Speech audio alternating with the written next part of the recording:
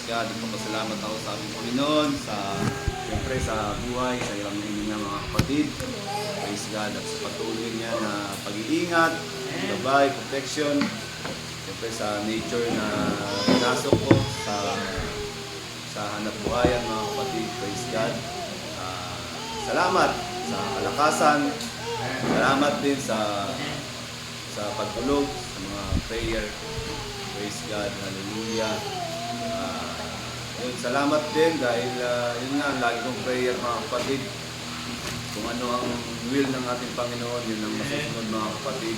Praise God, thankful na kuhanan ko na ang aking food card, ng permit, ng mayor's permit. Praise God. Yun na lang, sa kantin na lang mga kapatid, kung ano pa ang will ng ating Panginoon, yun ang aking... Kailan ang last day?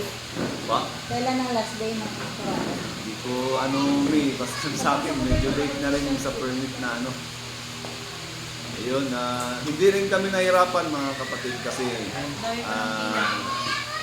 nga may mga kakilala rin. Yung may nilapitan ako kakilala, tapos nilapit niya rin sa loob. Yung nag-type naman ng papel ko is customer din namin. Kakilala niya yung sabit.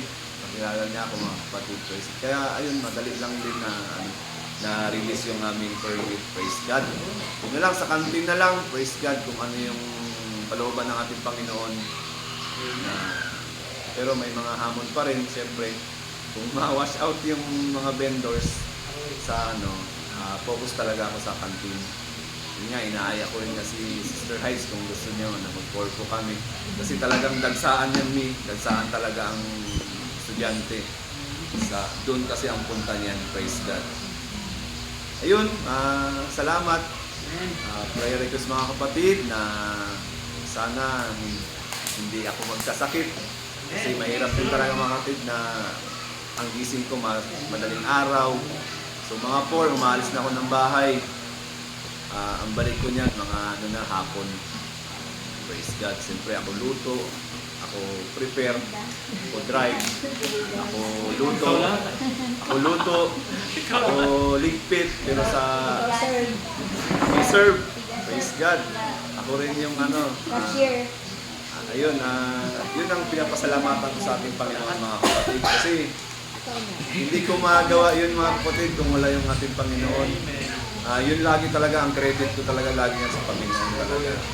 Kasi kung ano yung pinagkatiwalaan niya mga kapatid sa amin, na hanap buhayan, siyempre, di ba, ang lahat ng pasasalamat talaga ay sa ating Panginoon lang.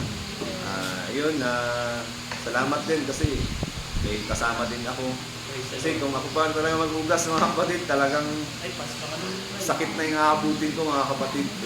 Either kaya, pero yun na rin.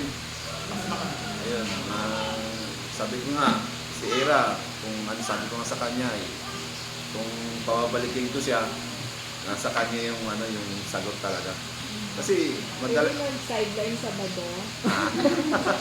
Kasi may mga kasama ko doon mga kapatid, pero kapatiran sila, pero mga taga-Tinigiban Church. Praise God. Estudyante ng WPU, tsaka Fulbright din mga kapatid.